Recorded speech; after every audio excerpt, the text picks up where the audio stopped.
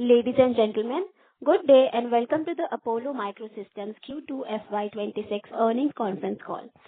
As a reminder, all participant lines will be in the listen-only mode, and there will be an opportunity for you to ask questions after the presentation concludes.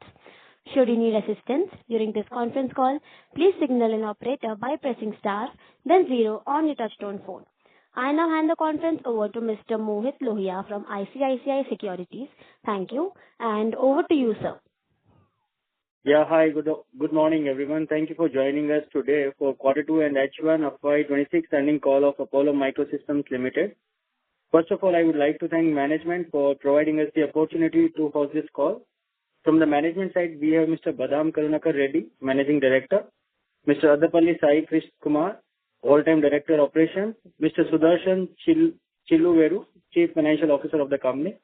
So without further delay, I would now hand over the call to management for the opening remarks. Thank you, and over to you, sir. Thank you so much. Good morning, everyone. Happy Guru Purnima to all of you. Thank you for being with us today. It's always a privilege to engage with our valued investors and provide updates on our performance strategy and future outlook. I am pleased to share that we have delivered our highest ever quarterly revenue and PAT, marked by consistent execution, operational discipline, and a strong commitment to indigenization and the Make in India initiative. I trust you have had the opportunity to review our financial results, a letter to shareholders, and press release and investor presentation. This marks our second interaction for the fiscal year 2026. Let me first take you through our consolidated performance for half-yearly and second quarter ended September 30th, 2025. H1 FY26 marked another period of strong growth and operational excellence. As we continue to build on the remarkable momentum achieved in FY25, revenue grew by 42% semi-annually to 359 crores, up from 250 crores in H2 FY25, which is almost in line with the kind of a guidance that we have been giving. Supported by steady execution of our healthy order book and the seamless ramp-up of several products into serial production, EBITDA stood at 100 crores, reflecting a robust 81% semi-annual increase.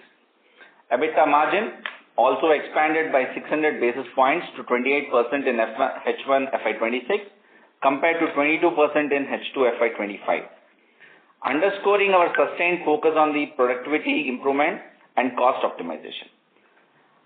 Profit after tax rose sharply by 97% year-on-year basis to 48 crores as against 24 crores in H2 FY25. The PAT margin improved by 330 basis points, reaching 13.3% in H1 FY26, driven by enhanced operational efficiency and a more favorable product mix. In Q2 FY26, we delivered another outstanding performance, continuing on the momentum from a landmark FY25. Revenue surged by 69% quarter-on-quarter basis to 225 crores, up from 134 crores in Q1 FY26, a result of our robust order book execution and successful transition of multiple products into the production phase. Our EBITDA rose sharply by 45%, reaching 59 crores in Q2 FY26. PAT registered a 70% quarter-on-quarter increase to 30 crores compared to 18 crores in the previous quarter. These results underscore our continued operational excellence and reaffirm the strength of our growth trajectory into FY26 and beyond. We are pleased to begin with two significant milestones that marked our continued growth and global progress. First, updating on the corporate actions on the CapEx side. Unit 3 Phase 1 civil structure is complete. Phase 2 civil structure has already started and partial production in the Phase 1 has already started, and the full-fledged production will be starting from end of this financial year or probably by Q1 next financial year. As far as the acquisition point of view is concerned, we have already paid 107 crores for acquiring 100% equity of Ideal Explosives Limited, which we have already informed to all our investors. Looking ahead, we expect revenue to grow at a CAGR of 45 to 50% over FY26 and FY27, driven solely by the core business, excluding any contributions from the recent acquisition. This growth is underpinned by a healthy order book and multiple products entering the production phase, one after the other. We have evolved from being a subsystem and systems manufacturer to establishing ourselves as a full-fledged weapons manufacturer, a significant milestone in our journey of growth and technological excellence. Building on 40 years of technological excellence, we are poised to evolve into a multidisciplinary defense system powerhouse to drive next-generation innovation. Our vision is bold, built on strong fundamentals and an unwavering commitment to creating value for our stakeholders. Thank you for your continued trust and support. We now look forward to addressing your questions. Thank you very much. We will now begin with the question and answer session. Anyone who wishes to ask a question may press star and 1 on the touchtone telephone. If you wish to remove yourself from the question queue, you may press star and 2. Participants are requested to use handsets while asking a question. Ladies and gentlemen, we will wait for a moment while the question queue assembles. The first question is from the line of Nilabja Dey from Ashmore Research. Please go ahead. Okay. Sir, good morning and congratulations on an excellent set of numbers. I think you are on your trajectory of maintaining the guidance. Sir, actually, my fundamental question, in case I go through your presentations very carefully, you have a strong dependence on the domestic sector, everything. But how you are thinking of managing or catching up the whole defense spend happening specifically, say, in Europe? And what about the strategic tie-up? Because some of your competitions are already doing the same. They are connecting with some of the Europe's key defense manufacturing companies. So, because there is a domestic cyclicality of these orders, we know how difficult sometimes it becomes. Can you throw some light how you are going to tackle that exports and tying strategic tie-ups and building more international footprint? Thank you. Yeah, thank you so much, and for, keenly understanding, what we are doing. So primarily, we have been out and out, technology development company it's a core technology development rather than a system integration company or a lead integration company, right from the beginning, actually. Of late, we have been working for last 40 years with, DRDO programs primarily, and as we have already told you several times that, we have presence in every indigenous missile program of, DRDO. Last, few years, as you rightly pointed out, last few years, we have started, trying to look forward to making a complete, system or a platform by ourselves. So our journey on this particular direction has started a bit late compared to other lead integrators who are actually getting a tie-up with other companies and doing a system integrating job. Okay, that we caught up a little bit late, but carried by a huge technological, experience that we have, and, right from a system and a subsystem level, we have recently started entering a strategic ties with different companies, which we have recently also announced that we have entered in, partnership with an American company for developing a rocket motor, where the complete grad rocket is being developed by us. We already have few, interest coming up with, different countries. We also have been communicating with you that, we have certain technologies which are already matured in the naval domain, which we are talking to different companies from different countries. We have submitted our proposals. We also submitted the request to MOD to give us a clearance for export of such technologies. These being a very sensitive systems, it will take some time. Yeah, but the interest is very long, and, multiple due diligence are already taken up by these, service companies, from different countries, particularly from Middle East and from the European region. And going forward, you will see that, we will be able to clinch a big ticket projects for these technologies. And I wish you would appreciate the point that these will be 100% indigenous technologies rather than just being a lead integration system export. Great, thank you. Our participation is there, domestic projects, number of programs, our participation is there. With our present facility, we are not able to take up even foreign orders, I think, we have already announced one project, a good project from UK, we are holding one order. It is the 113 crore order we are holding. And we are expecting more and more orders from other Saudi also we are expecting some orders, and Europe side also we are expecting some orders. Yeah, it's going on. Great. Once our unit 3 is ready, then the number of people visited already there. In fact, we are time to time we are updating the overseas companies. Once our facility is ready, they want to come and audit our facility, and they want to have a MOU with us.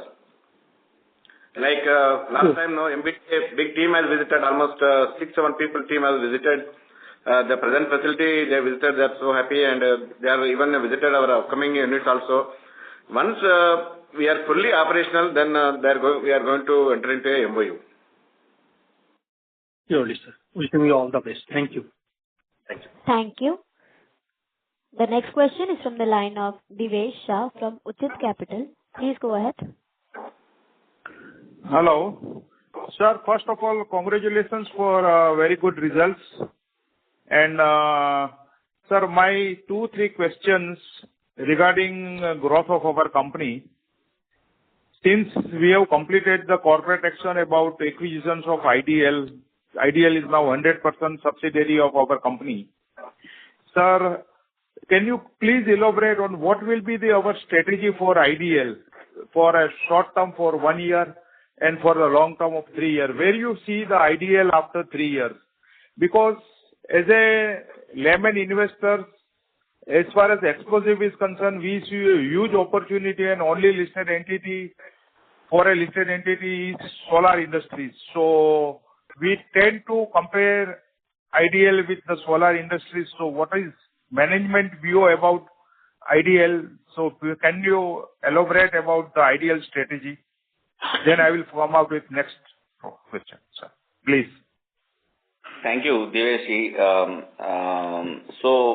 Very, rightful question.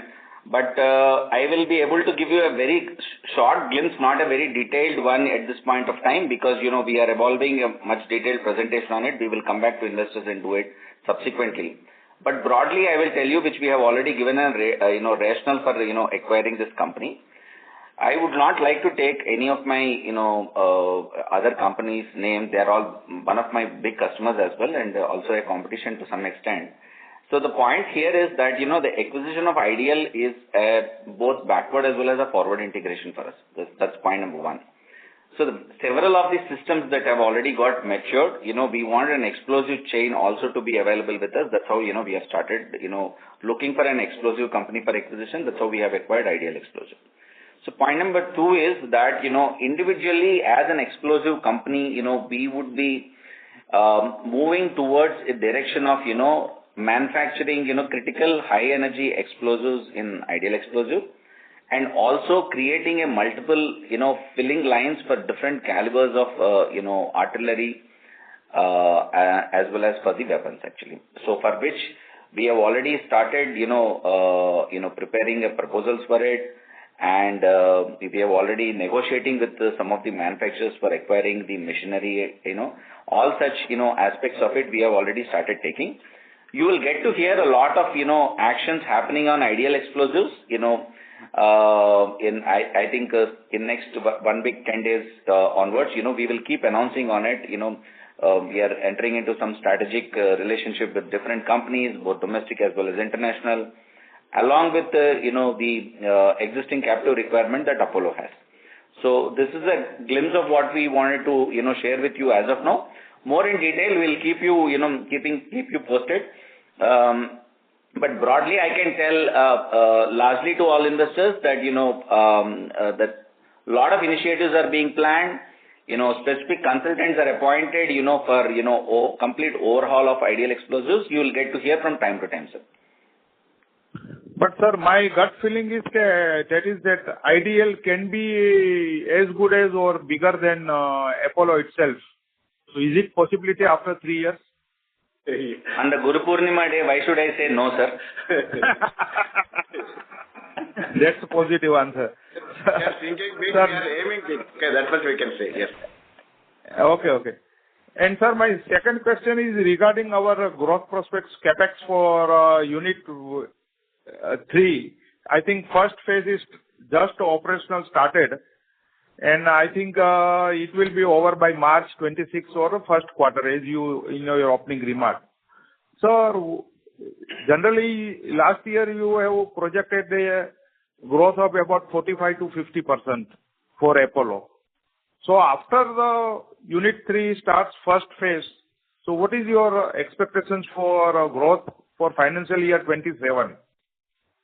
Generally. Like, if we compare the present facility and once Unit 3 is ready, we are enhancing our capacity to 8 times.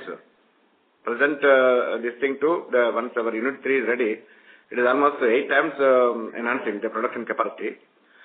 And same time, lot of domestic this thing also must have here. No, government is one by one they are clearing.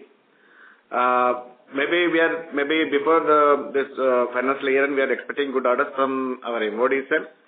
And also once Unit 3 is ready, we are also going to sign MOU with some of the overseas companies also. Good growth will be there once we start Unit 3.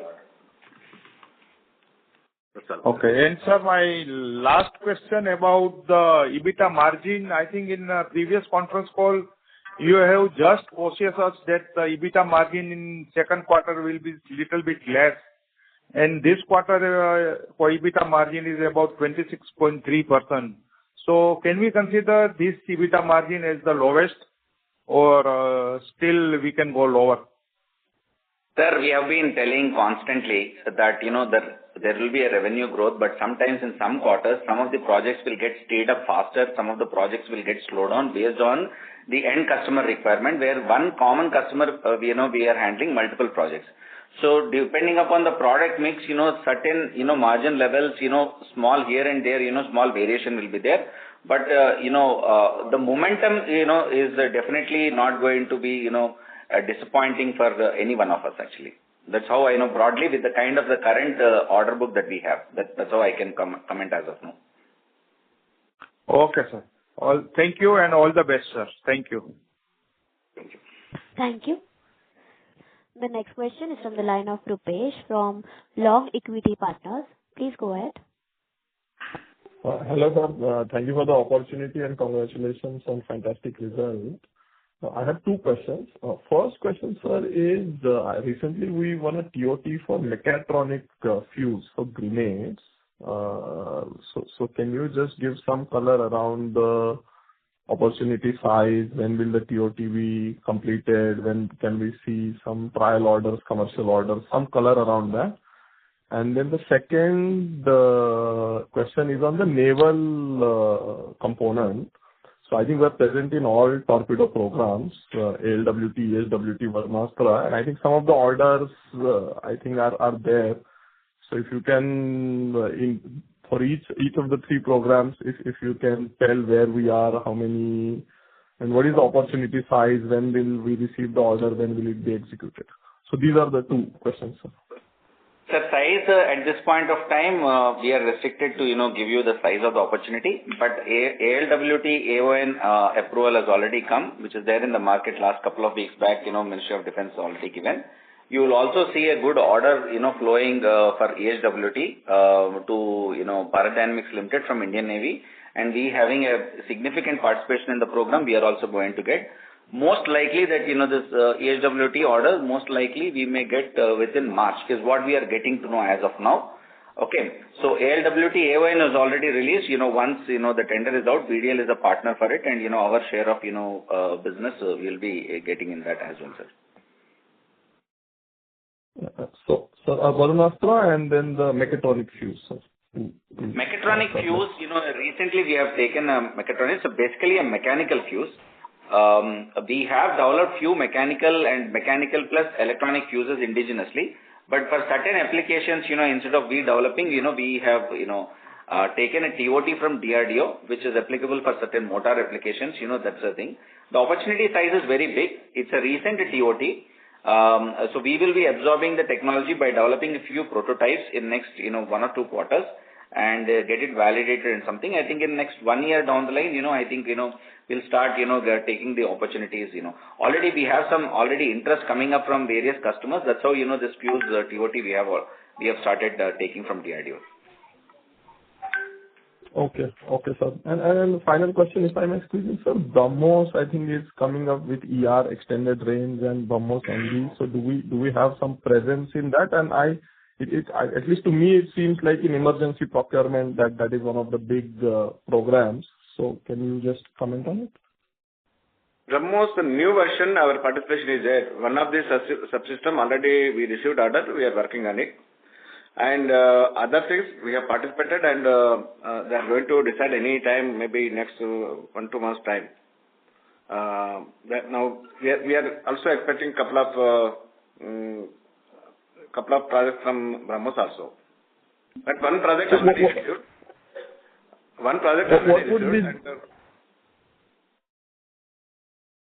Sorry, go ahead, sir. BrahMos, one project already we are doing. And if I remember correct, some 5 to 6 projects already we have participated. Technical evaluation is going on. Once that completes, they are going to decide actually. We are expecting more and more orders from BrahMos next 2-3 months time. What is the outlay, sir, at the program level, at ministry level? Do you have some number? I think that's not appropriate, to share. We have certain, critical information, but I think it's not appropriate to share. Very much. Okay, sir. I'll come back in the queue for more questions. Yeah. Okay. Thank you. The next question is from the line of Pratik Bagadia, who is an individual investor. Please go ahead. Yeah, hi. Good morning, sir. First of all, congratulations for a great set of numbers. And thanks for giving me this opportunity. So I have few questions. First, I just wanted to talk about the promoter pledge part. So as I can see in the September quarter, it has reduced to almost 35%. So just wanted to know if we are on track of the earlier guidance of getting it to zero by FY26. Are we on track on that? Yeah, like if you see, we are reducing. I think next 1 week time we are going to see, I think we have every month we are reducing something. Yeah, definitely. Next 5-6 months time, I'm going to close all the pledge part. That's what I'm planning. Yeah, okay. Thanks a lot, sir, for that answer. My second part I wanted to know is on the receivable side. So if we see our receivable is almost 360 crores, that is close to Q1 and Q2 revenue. So can you throw some light on it? As in, is it going to be the same going forward as well? So this financial year end, you will see a significant reduction in the receivables actually. Some of the long gestation projects, which the receivable this thing is over, it has almost come to a final phases actually. I think Q3 to some extent visibility will be there. Q4 significant reduction will be there. So I assume that going forward from FY27 onwards, receivable should be on the lower side. Is my understanding correct? Comparative levels are lower. Let us say if we are doing more of production orders, the receivable this thing will reduce. A production item, line of production will be there. Once we supply, immediately within 30 days time we will be getting this thing. If it is R&D development plus production orders, it takes more time for the releasing acceptance and releasing payment. Okay. And so my final question is on the export side. So last time when we spoke about this, I think my understanding was that we don't directly apply for export orders, but via organizations like DRDO. So I just wanted to understand what kind of opportunity do we see in the export side, the process, and probably in the next 1 or 2 years, what would be the revenue split between domestic and exports? If you can throw some light on this. See, primarily there are two aspects of it. Certain technologies which we have developed where, along with the DRDO, for that, we need to take both DRDO approval and Ministry of Defence approval, both. Okay. Certain technologies which we have developed in-house, we just need to take a Ministry of Defence approval for exports. Okay. So this is how the process would be there for a type of business that we are currently working. As the day stands, we are having little over above 100 crores opportunity of as an export order, which is presently a kind of a development project actually, okay, and it's a very critical avionics system. As far as the mix is concerned, at this point of time, we are not able to give any guidance for it, but in subsequent quarters, as we get more such opportunities and orders, then we will be able to give further guidance on that. So, but the process would remain the same, that we are going to apply through organizations like DRDO. We are not directly going to apply for it. It's the same for any. It is same for any organization. It is Indian procedure we have to follow. Yes. Okay. Thanks a lot, sir. Thank you and good luck. Yeah, thank you. Thank you. The next question is from the line of Anand from GK Global. Please go ahead. So thank you for the fantastic presentation. Can you please elaborate on your order book? So, little less than 800 crores is the order book as on September end actually. Okay. Over and above that, in last 1.5 months, we have received few more orders, and little amount of production orders, but significant amount of, new development orders, for the next generation, weapon programs and next generation platform programs actually. So that's how, I can say. And what is the execution timeline of this order book? So it basically, we keep getting some short-term projects, some medium and long-term projects. But I think, as far as this financial is concerned, as the day stands, whatever guidance we have been giving, we are maintaining it. And I think going forward for the next 2 quarters also, we will be maintaining the similar guidance actually. Okay. Thank you, sir. Thank you. The next question is from the line of Amit Kumar from HDFC Securities. Please go ahead. Good morning, sir. First of all, congratulations to all of you for a great set of numbers. I wanted to understand about the proportion of developmental projects in overall pie compared to the production. So maybe you can spend some time on explaining the proportion with respect to revenue, with respect to order book, and in our product portfolio, how much would be the developmental proportion, and how much of this is actually going towards production, from development to production it is moving. So that would be helpful. 25 to 35% in between band, is the production size compared to the development to core development come production orders actually. Going forward, Okay. It may increase up to 45%. That's what we are contemplating. As you all know that we are expecting some very large cap, projects, going forward, for which all of us are waiting very eagerly. Our infra is getting ready. In all aspects, we are fully getting geared up for it.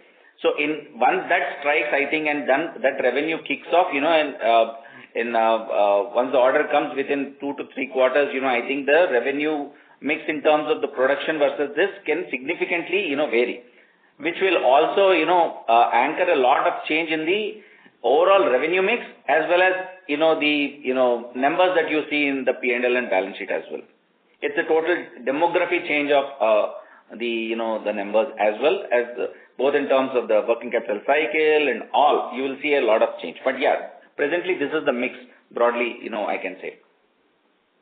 Sir, sorry, just to clarify, this 25-30% you said is developmental as of now, or otherwise? Production. Okay, so more of development right now, which will move into production and hence the benefits. We have footprint in almost every missile program of DRDO. So you can imagine, the development projects are numerous numbers actually, and different types of technologies. We are not a single type of technology company. There are a variety of technologies, different groups, different group heads and team leaders and engineer sets as an individual, like a company, in our R&D chain. So who are working on more than 60% of subsystems Apollo Microsystem is doing today. Okay, great to hear. And sir, what would be the margin profile movement once the product moves from development to production? Some ballpark would be great to understand. It depends on the type of the system, type of technology. There is nothing like, specific, ballpark. And that too, similar technology for different application, it is different actually. So it's like that. Production will do more. But obviously the production margins are higher compared to higher. So basically, I'm trying to understand whether it is single-digit margin in development and production, it becomes 25%, 26% or so, or is it similar to each other? I mean, is there a stark difference? We don't want to share the sensitive information. Hopefully, let us think. Okay, no problem. Just last bit, that this proportion, if you can please guide that by FY26 and 27 and how this proportion would move, maybe 2 years down the line or so. I already told some anchoring projects, very large cap projects we are expecting of. This 25, 30%, 35% will shift to 40, 45% is what we can give you a broad guidance as of now. Oh. Thank you so much, sir, and all the best for future quarters. Thank you. The next question is from the line of Pinkesh Jain from Shri Stock Vision Securities Limited. Please go ahead. Hello. Yeah. Yes, sir. Yes. So just wanted to check about the installation of new testing facilities, because earlier we said that this testing of all the products also consumes a lot of time, which further elongates our working capital cycle. So just if you can throw some light on that. Yeah. See, like present facility, we don't have every facility. Like some of the facilities now we are dependent on DRDO facility and other private company facility we are using. Where like Unit 3, we are going to have all the facilities. Like EMMC test is there, so it takes a lot of time, and we have to be maintain queue, like 2-3 months time. In fact, we are losing every time. But once our facility is ready, then we can do in-house only. We can do all the testing. We are going to have all kinds of test facility in our Unit 3. So that completely reduces our dependence on DRDO for the purpose of testing? Totally 100%. We are 100% facility we are going to have in Unit 3. Okay. And so we will be spending a sizable capex on the testing facilities also, sir, out of the total capex? Around 60 crores we are spending only on test equipment. Okay. And that also helps in reducing the working capital days, right? That can reduce execution time. That's what. Execution. Right. Okay. Yeah. Thank you. Thank you. Thank you. The next question is from the line of Manish Gupta from Equinox Investment Advisors. Please go ahead. Yeah, good morning, sir, and thank you for the opportunity. Sir, this is regarding newspaper reports that Indian government is actively considering to allow wholly owned subsidiaries of foreign defense manufacturers to qualify as Indian vendors. So how that would affect, the domestic defense manufacturers in general, and let's say, Apollo Microsystem in particular? So, very interesting point you have raised. Particularly, we would not say that, it's not a welcoming gesture, but definitely not a very good move is what, we can say.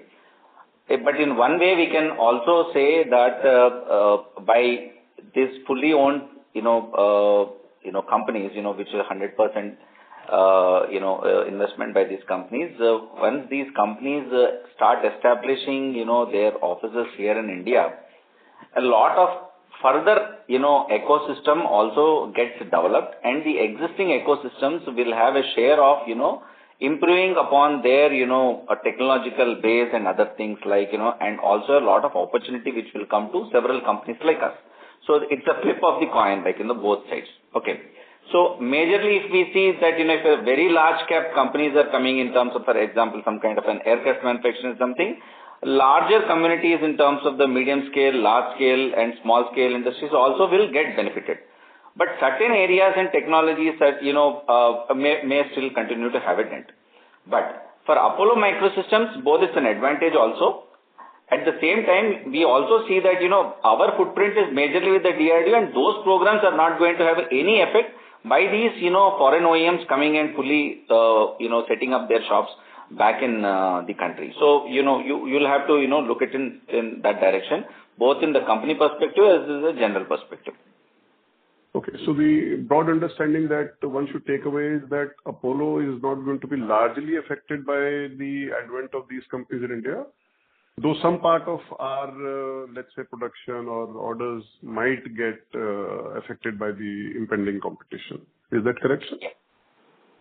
Not related to a strategic programs, of course, but yeah, there are defense is an ocean of a kind of a requirement. There are various other, for example, now the MALE UAVs, program, very large program is coming up. There is no such, similar kind of a capability company presently available, which is matured. So obviously some foreign OEM will come. The Ministry of Defense has stipulated that 50% of the system has to be indigenous actually. So it's both advantage to some extent, and for certain players who are eyeing for certain type of things, it could be disadvantage. For a very large system integrators who are eyeing in a different way. But we being at a medium level currently, I think, it's for next few years, I think we don't see a serious dent for us actually. It could also, result into some opportunity. Advantage only we'll get, yeah. Okay. And sir, just a clarification, I think I heard that you said after Unit 3 is completed, your capacity will go up by 8x. So is that correct, sir? Yes, sir. All right. And how much is the capex for Unit 3, sir? Total 250 crores what we are investing. All right. Thank you, sir. I'll fall back in the queue. Thank you. Thank you.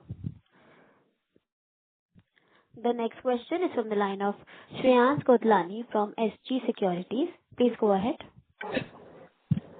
Hi, good afternoon, sir. I had a few questions. So one was, in the presentation, we not mention of the RF strategy or any products related to RF. So we've been talking about that for a while now in terms of an acquisition or so. If you could give an update on where we are with that and what business, we have on that front. Yeah, in fact, RF side is some senior level team. In fact, yesterday only one team has joined. Okay. And we are very good in sonar side. There are a lot of technologies we have established. And now we are working on the seeker electronics for various missile application. And yesterday only some senior level team from some other company. Three people are joined. And some more people November end also some 5-6 people are joining. So we are now going to concentrate on RF side also. The acquisition point of view, it is going little slow because we were trying to make a consolidation in the current existing acquisition that we have done. Once that gets completed, we'll start steering up the other one activity also. But yes, it's there on the cards. Got it. So my second question is on the ideal capex. So, it does not currently cater to, a defense explosive as such.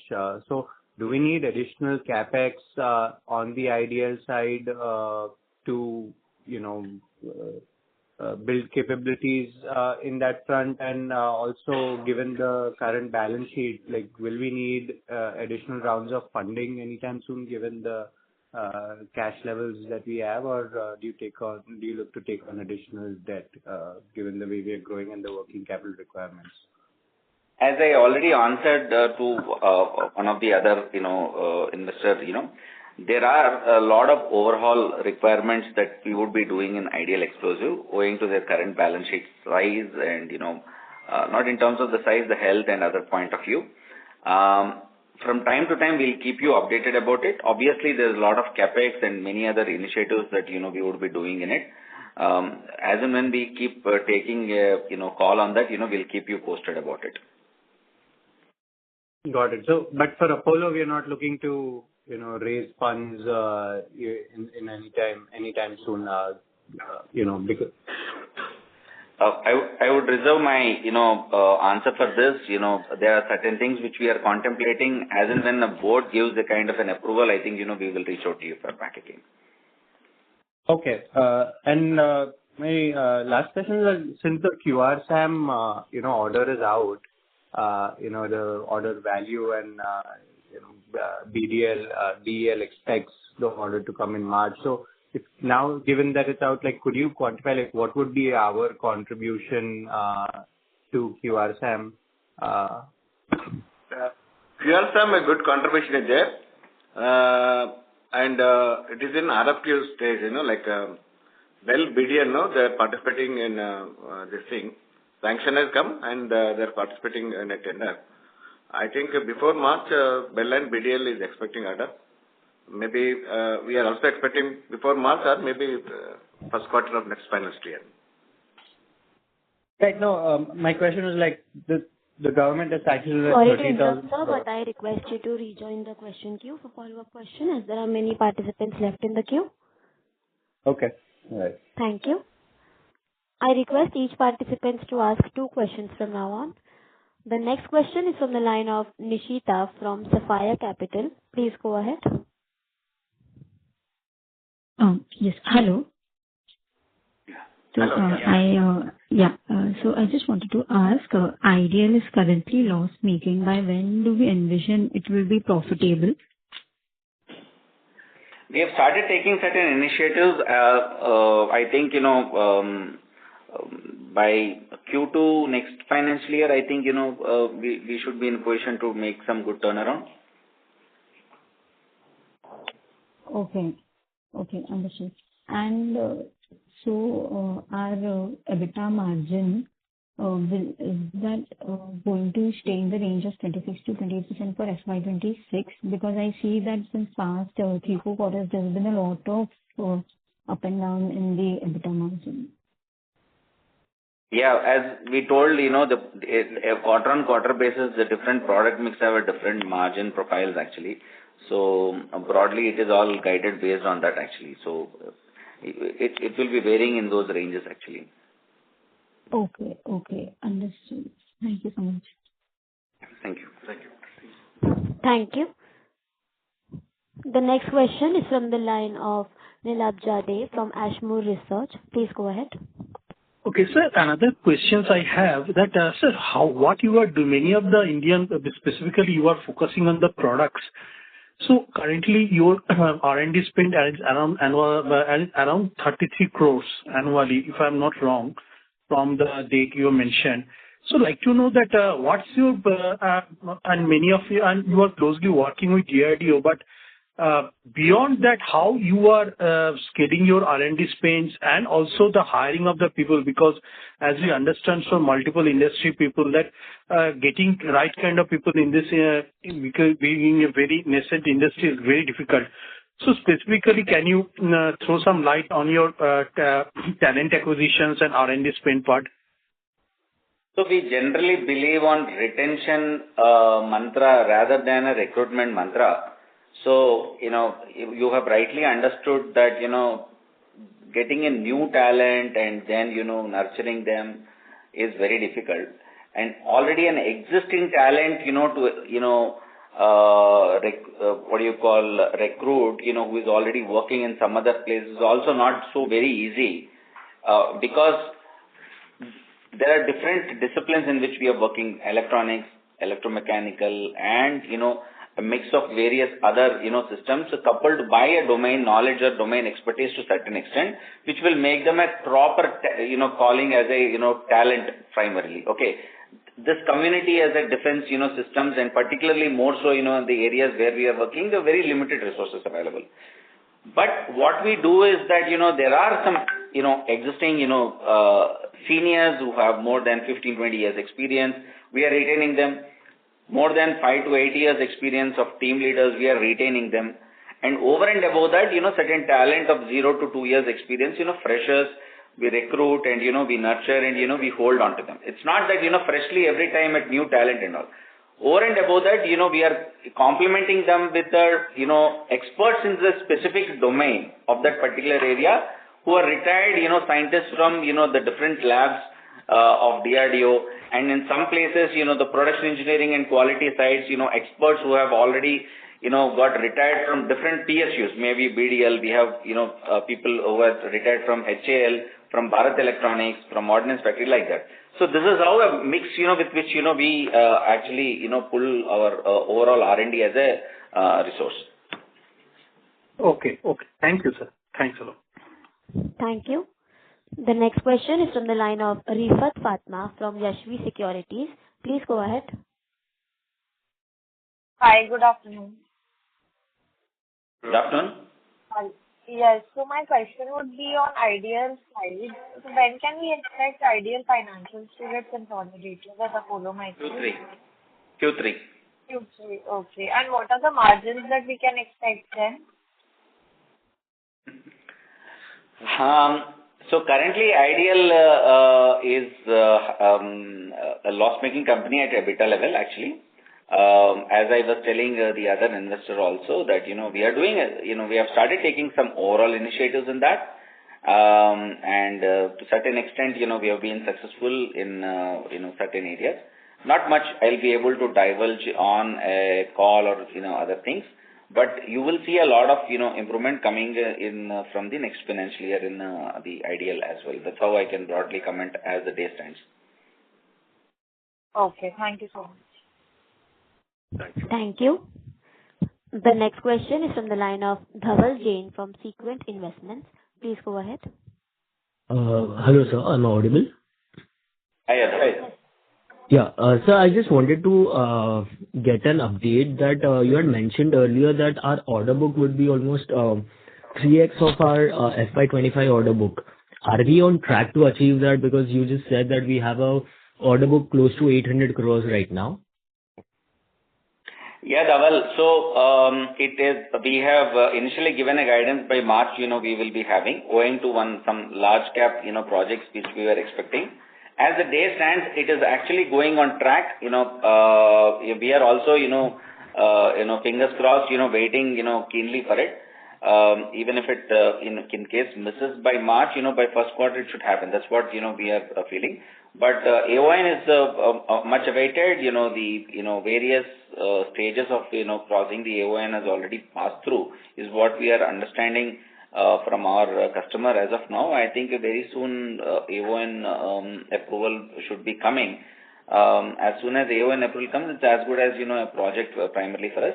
But expecting that this is going to happen, as I told during the beginning of this thing itself, that we have fully gearing up for the full-fledged production of it, and both in terms of the integration and in terms of the explosive chain, and all other aspects, we are getting fully geared up. By the time the order hits into our records, we'll be able to quickly start the production. That's how broadly I can give a guidance to you.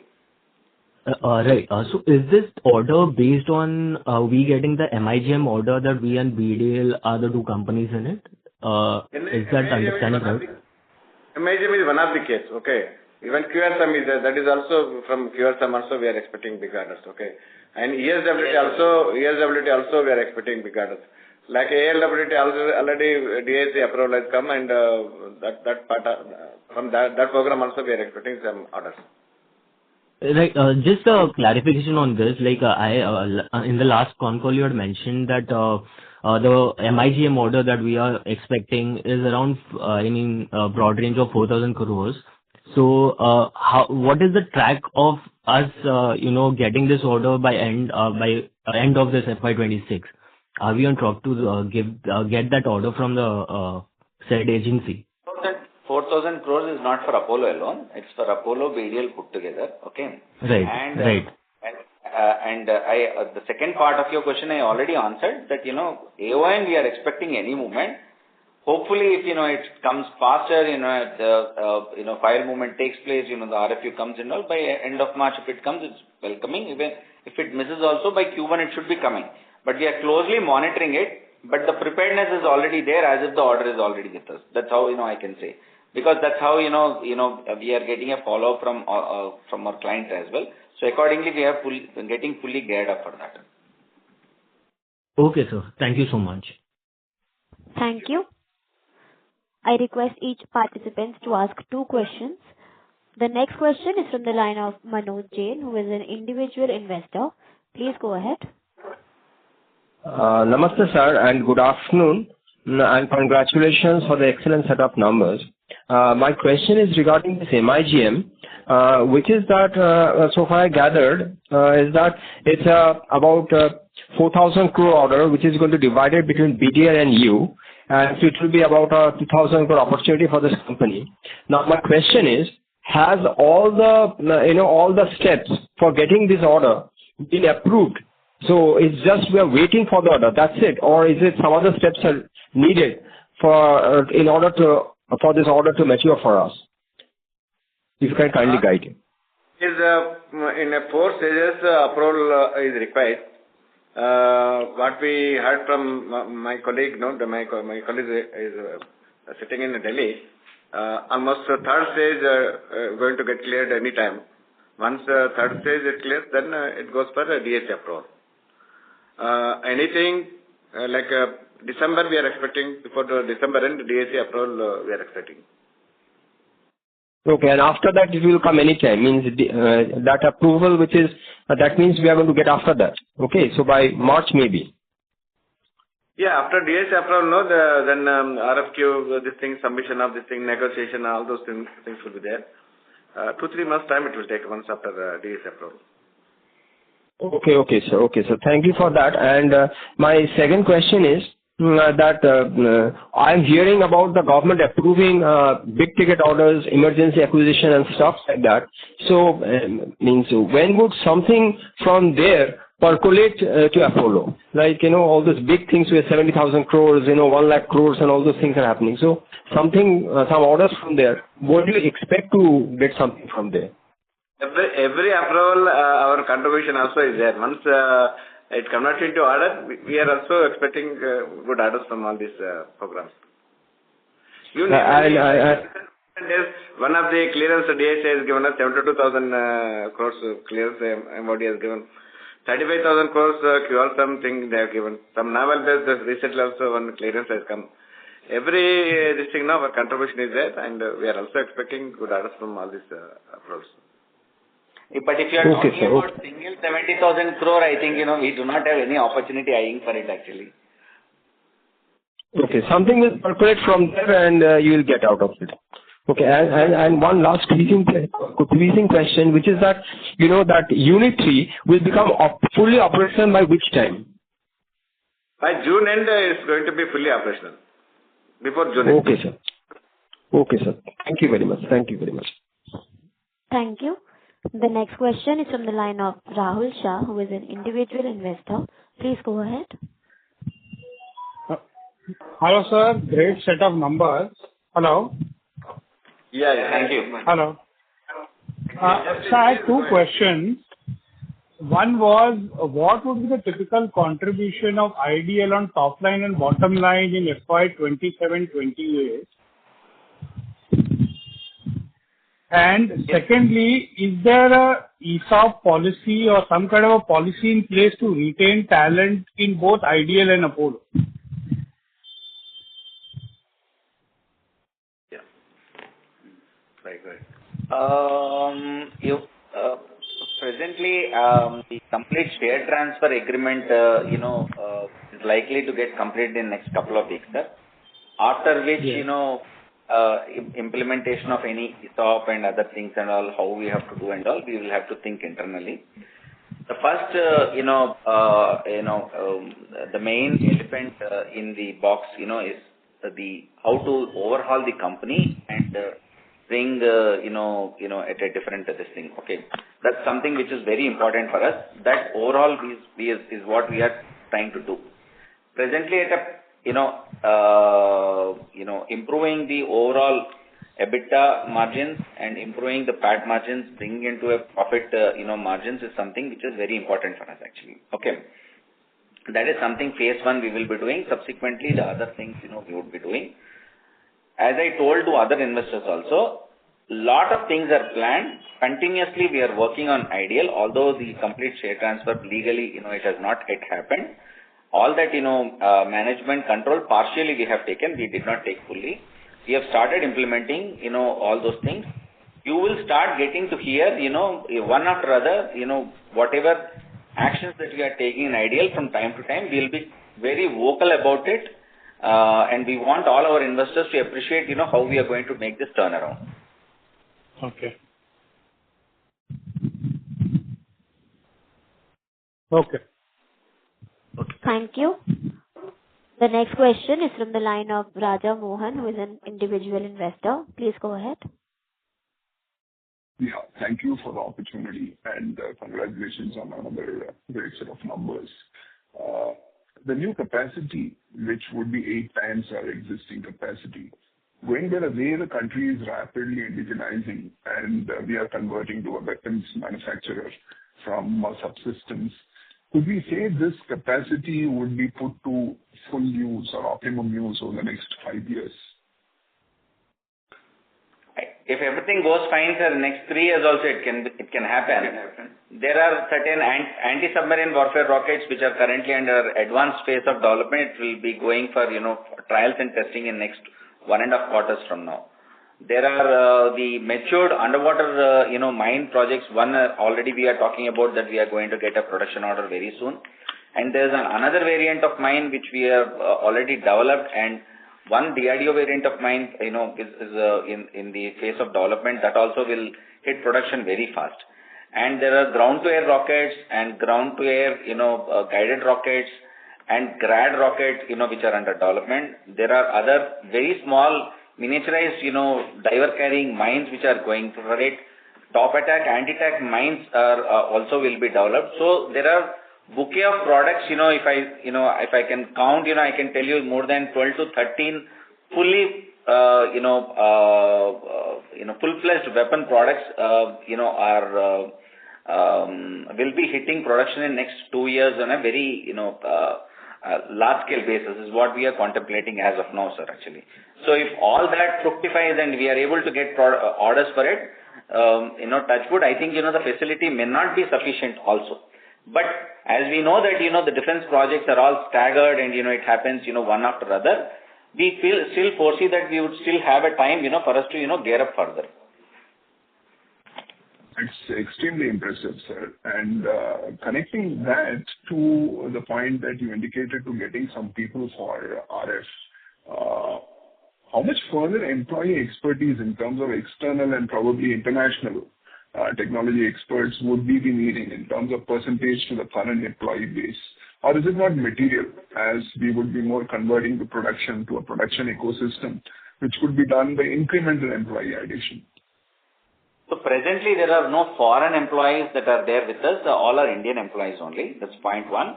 Most of them are, homegrown talent, captive within the company or working with the company for quite some time. And there are some new talent that we keep acquiring from time to time, which I have already told, who are a domain experts and other things like. As the day stands, both the R&D, production, integration and testing, all the teams are sitting here.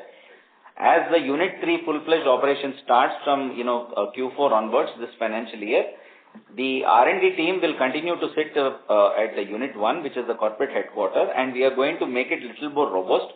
We are going to add up new, capabilities, in terms of the technologies and augment the, overall, the methodological way of working of R&D also. Like, we may add up an AI team going forward. We have started a full-fledged RF team.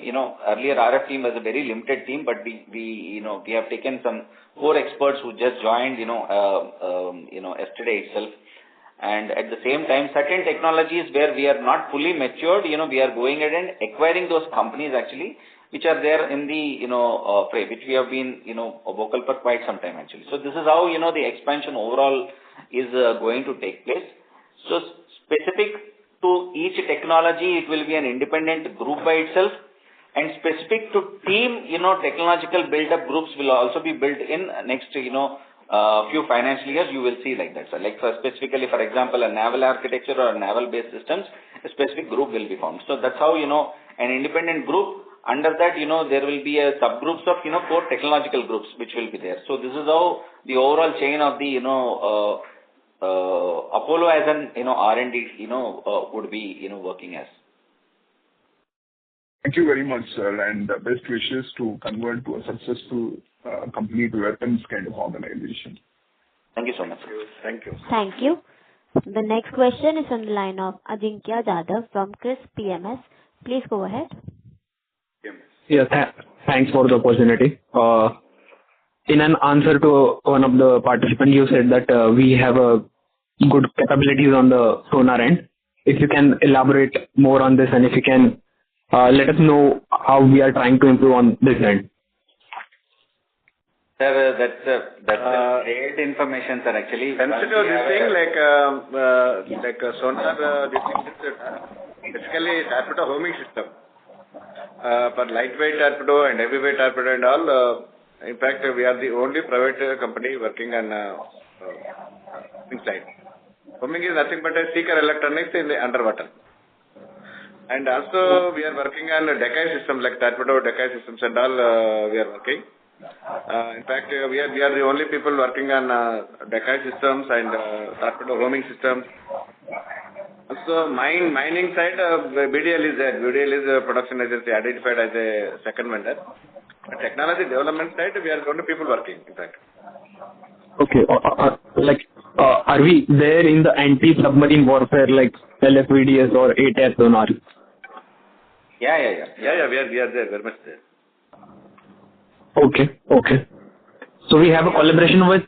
We have a variety of ASW systems we are doing, both on weapon side as well as on the decoying side, which is an electronic warfare side actually. So that's where you can understand from. Okay. And for LFVDS ATAS sonar, we have a collaboration with someone, or like we develop this tech in house? We have our own distinct sensor. Okay, got it. Last 35 years we are working on sonar side. Okay. Yeah, that helps. Thank you. Thank you. We will take that as the last question for today. I now hand the conference over to the management for closing comments.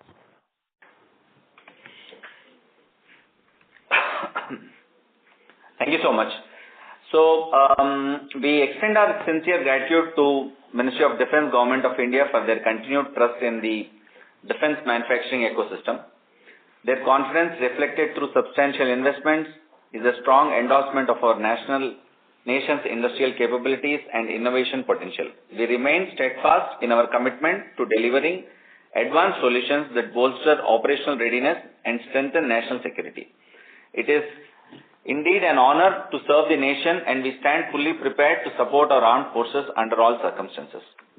I, along with my Managing Director, Mr. Karnak Reddy, and our CFO, Mr. Sudarshan, extend our heartfelt thanks to all our esteemed investors and analysts for being with us today. Your continued trust and partnership mean the world to us. Your participation and feedback are invaluable to us. We remain committed to enhancing our performance and driving substantial growth. We look forward to welcoming you to our facilities, where you will have the opportunity to observe our operations and initiatives at a ground level. Should you have any further questions or wish to share your thoughts, please don't hesitate to contact our investor relations team or write to us at investors.relations@apollo-micro.com. Thank you once again for your time and trust. We look forward to reconnecting with you during our Q3 update. Wishing you all a great day ahead. Jai Hind. Happy Guru Purnima. Thank you. On behalf of ICICI Securities Limited, that concludes this conference. Thank you for joining us, and you may now disconnect your lines. Thank you. Thank you so much.